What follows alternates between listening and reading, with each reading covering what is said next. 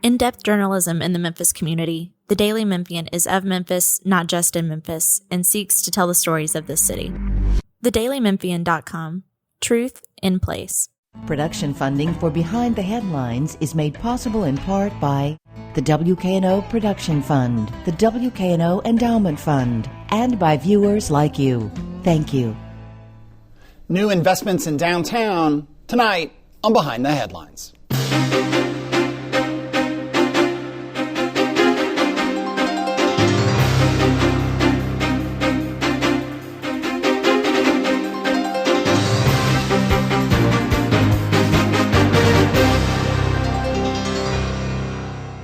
I'm Mark Barnes with the Daily Memphian. Thanks for joining us. I am joined tonight by Chandell Ryan, President and CEO of the Downtown Memphis Commission. Thanks for being here again. Thanks for having me. Good to be here. Absolutely. Along with Bill Dries, reporter with the Daily Memphian.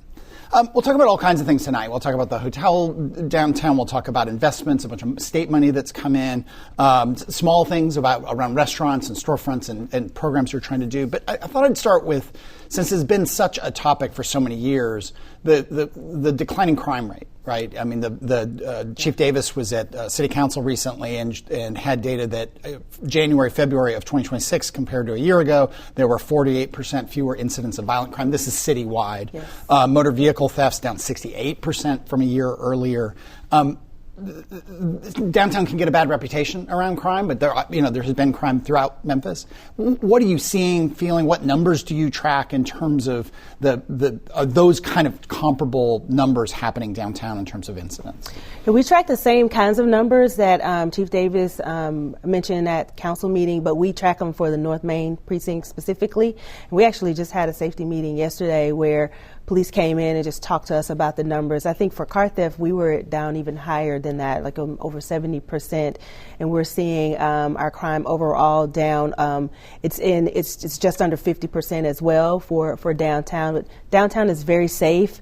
We're starting to see perception shift in our downtown about the downtown experience, and we're really happy about that as well. Is that really what it takes? I mean, I think people just have to feel it. They can hear the numbers. They can hear us talking about it. They have to have a good experience at a restaurant, at a game, at a event or something. I totally agree. Like if you're experiencing a good time and you don't have an incident, that you have to hear about, I think that absolutely changed the perception. And I know that with the command center and all of the cameras that are around and what we're seeing happen in our area around the decline in crime, it just absolutely speaks to how people are feeling about it, and just seeing more people out on the street, which I think is also happening.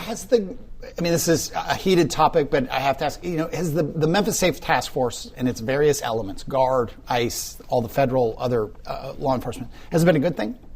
I think the fact that crime has declined is just great for Memphis, period. And the fact that crime has declined downtown is a net positive for everyone. So, yeah. Is there a sense, again, we'll move on to other things. I'm sorry, Sure. This is just where I started because it's been so top of mind for people. Is there any unintended consequence, negative consequence of, say, having the Guard walk around, tourists see that, or people who haven't been downtown and they think, oh, what should I be afraid of if there's literally the National Guard in fatigues walking around? Can that have an unintended consequence for perception? For us, I feel that when people have seen the Guard, I haven't seen really any incidences of people feeling alarmed by it. I've seen people speak to them, wave to them, and feel fine about it. So I haven't really seen that kind of reaction. Yeah. Let me bring in Bill. Dries. Spring is coming up. That means Beale Street's busy season. And I think we've had a couple of years now of having specific plans around Beale Street. What have you learned from that, and what from that is applied to this coming spring there? Yeah, so spring came early this year. It's been warm for quite a while now, so we've already started the measures that we normally put in place. Normally it happens somewhere around April, right after St. Patrick's Day, but we've sort of started early with our MPD partners. Colonel Penny has already started putting those measures into place, and we also meet after the season, and we talk about things that happen and talk about how we can better prepare for the next year. Like, for example, there was one area near 2nd and Beale where we just didn't have great camera coverage. So we worked with the area business to cut down the trees, add some more cameras, so now we have better eyes from the command center to watch that space a little bit better. Mm-hmm. So those kinds of things are some measures that we put in place to make sure that everybody can come and just have a good time. Right. Yeah.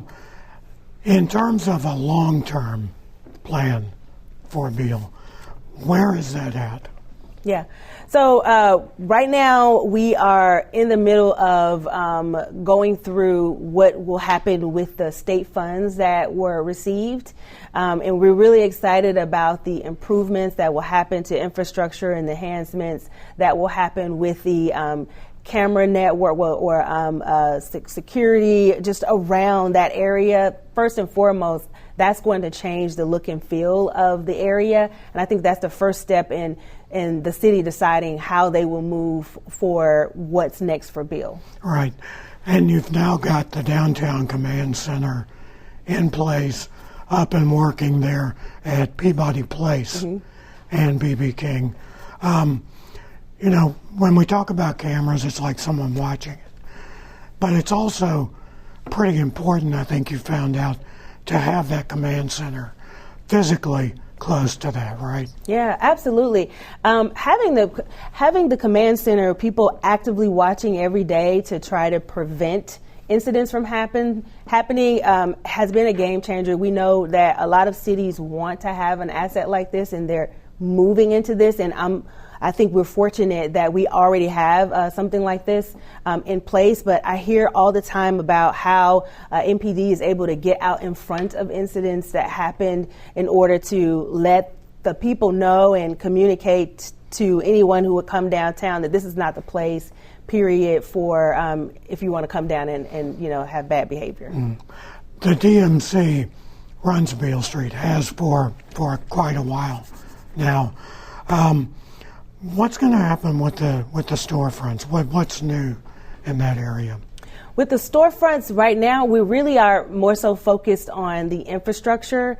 The storefronts, I think that's a conversation for later. But right now, we're focused on in just enhancing the safety features that are along the areas around the street and on the street, improving lighting, improving streetscapes, and just creating an experience that is safer. If it's safer, then it'll be more welcoming, and then we can welcome more people into the space. So I think that's the first step. And that, Bill mentioned, you talked about this state money. There was $74 million that was allocated or granted, I think, at the end of last year. Yes. So you're working closely with the city. I think John Zena, who's been on the show, I keep calling him the infrastructure czar, but I forget what his. It's a good name. It's a good name. All right, we'll do that. Community enhancement. Yes. Infrastructure czar and community enhancement. John Zena talked about also trying to, linking Beale Street to the Forum better, over even to AutoZone Park. Absolutely. There's some traffic flow, like anybody who's been to a Grizzlies game, or I think with Tigers too. There's a lot of cones that get put. There's a lot of traffic redirection. I think a lot of that stuff will be made more permanent, or it can come and go as games and other events are happening. So it's not just cameras, not just security. It's also just making that a more walkable, connected space. Is that fair? That is fair, and I know we're talking about 74 that was awarded to us, but total it'll be $100 million that we'll spend in the area. And yes, you're absolutely right. We are studying the traffic flow. We are looking to have more permanent bollard systems, so that we don't have all of these construction barricades and just the inefficiency of bringing all of that out and taking it all back up, over a time period. We have a better use, a better way for us to, make that safety possible. I don't know how much of this you can talk about. We've reported over the years that the city and the Grizzlies have been working on a long-term extension, the lease to keep the Grizzlies in Memphis. And all these things are things they've talked about. They don't generally talk too much on the record, but they kind of get the word out that they want, safety enhancements, a more clean and updated experience on Beale Street. How much does how much do the Grizzlies and the lease influence the decision making you're involved in on these questions? So we in executing this grant, we work with the city really closely on that. And, the city is leading those conversations with the Grizzlies.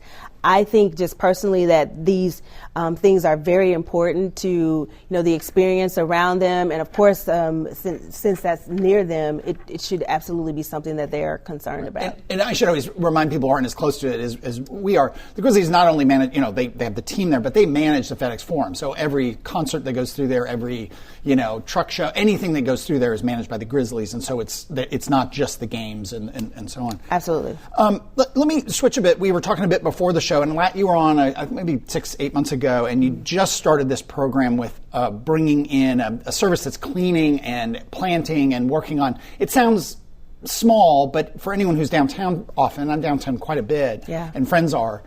It's really showing. I mean, it is. And talk about how much that costs, what they're doing, and what they're focused on. Yeah, so that service cost us a little bit over $2 million to have the ambassadors in our downtown space. So we've got cleaning ambassadors, we have special projects, we've got safety ambassadors, and really they are there to beautify, they're there to clean, they're painting poles, they're removing graffiti, they're removing stickers. So they do a lot, and you're absolutely right. We were ramping up at the time when I first came. And now we're starting to really see a lot of the results. There are a lot of plants. Like I think when I was here last, I talked about 4,500 plants that had been planted at that time. We're about to get into our planting season, so there'll be even more plants that'll you'll start to see popping up downtown. And I think the work that they're doing is fantastic, and we're really excited to have them on the team. We talked before, and I wrote the number down for you because I had paper and you didn't. It was 281-9146. People can literally text that number and say, hey, I'm seeing something bad over here, and that group will try to be responsive and let them know if it's been fixed. Absolutely. So we're really happy that we have inside of the command center, we've got dispatchers that are there. First of all, they're watching cameras. They're looking also being ancillary to the services that the police are providing. So there are things that they can do to help relieve pressure from what police have going on. But with that, you can absolutely call them or you can text them about issues that you're seeing, and they'll even text you a picture back and let you know that it's been resolved. Yeah. And bring Bill in. You've also got a program that is working on storefronts to get a small business owner in there, at least for a temporary basis. And I think one of the first ones was an art gallery. Yes. We have several. So we've got our Open on Main program. We have about 6 spots where we will pop up a business. There's an art gallery. We're really excited to get that there because it's really close to where the Memphis Arts Museum will be. We thought that would be good synergy. And there are a few others like Jasper Day Spa. They are a part of that program. The record store was a part of it, and now they have their own lease. So that's the goal. Hopefully that can stick and stay. Or it's just really good to have new experiences in downtown. So we now have our Table Ready program where there's one more location that we have, and it's going to be a restaurant. So it'll be our second restaurant location. And when you say Table Ready, you've still got a lot of the infrastructure still in there. So in essence, that's ready to go. It's absolutely ready to go. So the owner of the business can come in. They really have the plate is set for them just to plug in and go and start with their business concept. So hopefully we'll have someone identified soon. That program is right now we're looking for someone to fill a space. You talked about the art gallery, the Memphis Art Museum, set to open in just a few months there. Yeah. That block between Monroe and Union Avenue. And it really changes the scenery downtown. Yeah. How do you calculate what something like that, the effect it has on downtown as a whole? Man, so we're just really excited. We're really at a point where we're planning for them to come into our ecosystem. So we're having meetings. We're thinking about how they can plug into just the overall ecosystem of downtown, and we've had conversations about what that would bring, the numbers that they are bringing where they currently are, and we think it'll be more so being right there on the riverfront. So we do believe that it will be the next game changer for our downtown. And it's also on that row on the bluff, so you're looking at ways of blending it in with the Cosset, for example. Absolutely, yes. Linking it in with the Cosset, even linking it in to Main Street, just making sure that people understand that it is there and it's an amenity and an asset. Linking it to the Civil Rights Museum, even just ensuring that people understand that this is a new part of our ecosystem, and you can travel among all of these places and have just a wonderful experience in our downtown. The streets, we talked before about the money of streetscapes and lighting and so on all around Beale. That was the target for that money.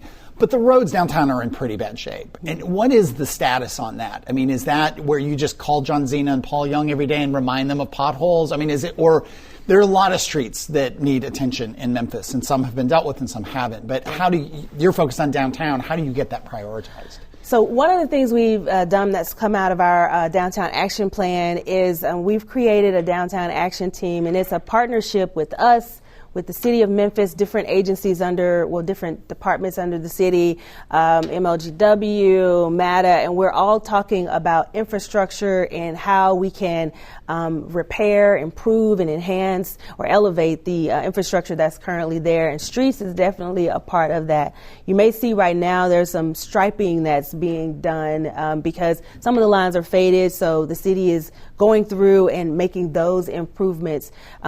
Around the museum, you'll see some new streetscapes that would come up because of that. So we're trying to hit it as best we can, understanding the financial limitations of that. We have Paul Young coming up actually in a week or two, so we'll talk to him about that and a whole lot of other things, obviously, when we get him on here. But what about homeless issues, unhoused folks, transient folks? Yeah. It's a problem in the whole country. I travel a ton. This is not unique to Memphis. In fact, Memphis is dramatically better on this front than many other cities. Do you work with the Hub? Do you work with some of the other agencies? I mean, I've heard from some people that they feel like it is really improved. I mean, obviously, there was a point in COVID when there weren't a lot of people downtown. Right. It was pretty rough. It was pretty rough everywhere. I mean, most cities. How do you work on those issues?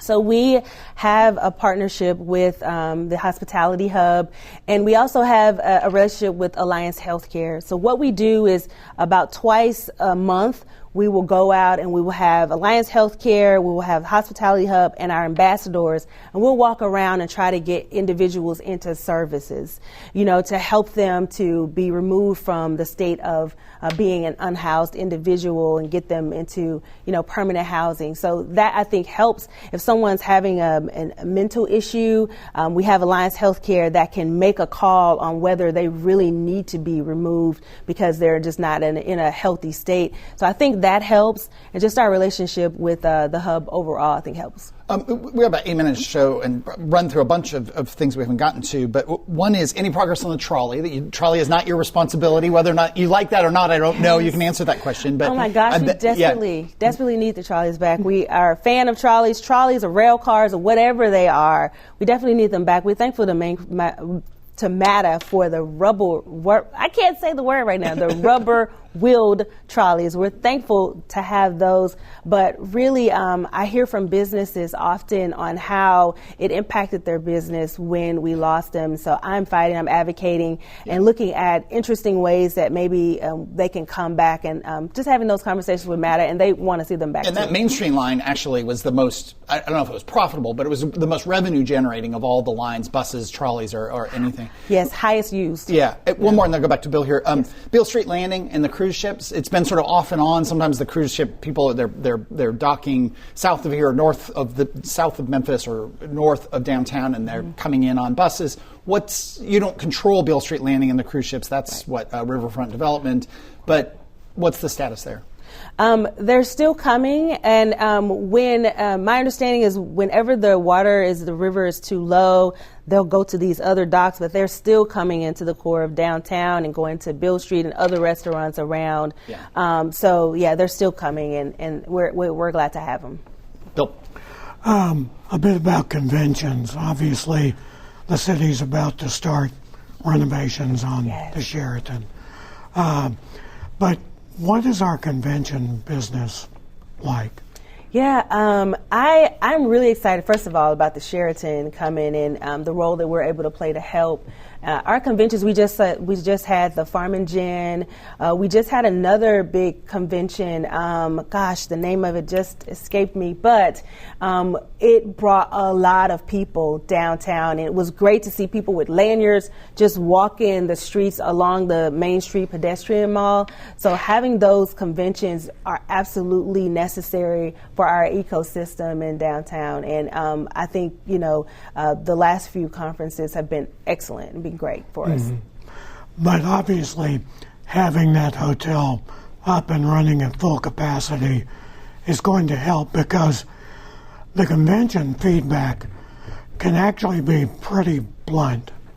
Absolutely. We've known for years that the Sheraton has been an issue with our convention, our ability to attract conventions. So I think because people are able to see movement on the old Sheraton, what will be a new Marriott, I think that's going to be amazing to bring more conventions into downtown, and that's going to be amazing for the businesses and just amazing for the overall experience of downtown and the density that it'll create. All right, and we've had some smaller hotels open up in the downtown area, but convention and meeting planners are very specific. They want their large conventions all in one place, really, don't they? They do. They really want to be, and they want proximity to the convention center. They would love to be in one place, and sometimes they want to flex other meetings inside the hotel, the convention center hotel. So there's a plan right now for the convention space inside of the hotel to change to meet that need as well. The Sheraton is owned by a subsidiary of DMC. Do I have that correct? You do. Yeah. Yes. Carlyle Corporation is we've written a bunch about this, is going to be managing it. The construction is hopefully going to begin in a year or so, April 2027. It'll be phased so it can stay open and take till, I think, 2029. The estimates aren't finalized, but as much as $250 million. Will DMC be putting more money into the funding of this, or will that be city money, or how will that work? It's going to be city money for sure. Our entity, it's a subsidiary of our CCDC entity, is just holding it for the purpose of going through this design phase. But the dollars will come from the city's plans. And again, we'll have Paul Young, the mayor, on soon and be able to talk to him about that. Sure. One thing. Again, this is not about picking on Memphis, because I travel a ton, and lots of cities have seen. I'll pick on Phoenix for a second. They have huge office buildings, and they are the downtown feels like a ghost town in the middle of the week. It's very strange, and other cities are still experiencing that. Portland has experienced that. Seattle to some extent. Offices are a challenge to get. People. A lot of people went work from home, or they, their leases were up downtown. What kind of efforts do you have underway to try to get more people back into the office space downtown? So for us, we were fortunate in that we have a really high mix of residential property in our downtown space, so we didn't see as much of a hollowing out as some of the other downtowns have. So that's one fortunate thing that we have for us.